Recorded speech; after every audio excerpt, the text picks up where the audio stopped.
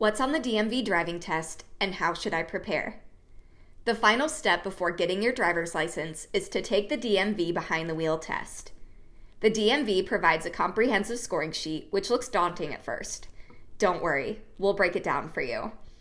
When looking at the score sheet on the left side, the examiner will first ask about in-cabin controls. Every car's cabin is slightly different, so prepare to know where your emergency brakes are located, be prepared to honk your horn, and press your four-way lights, etc.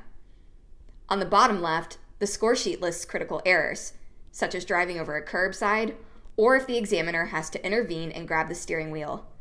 You are not allowed to make any critical errors. In the middle portion of the test, the examiner will use the scoring rubric to tally how many times they observe actions performed correctly or incorrectly. You are allowed to miss up to 15 minor mistakes. The major areas of the scoring rubric are to drive in intersections, perform lane changes, turning, driving through neighborhoods, parking, and backing in a straight line. Relax. Most DMV test sites do not test for freeway or parallel parking. Afterwards, the examiner will provide you with a list of best practices that you need to work on. And most importantly, they will mark on the upper right-hand corner if you passed or if you didn't pass. Once you pass, then a big early congratulations to you.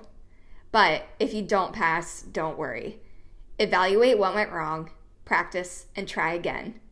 It's better to learn from your mistakes now than to be turned loose on your own prematurely and risk getting into an accident.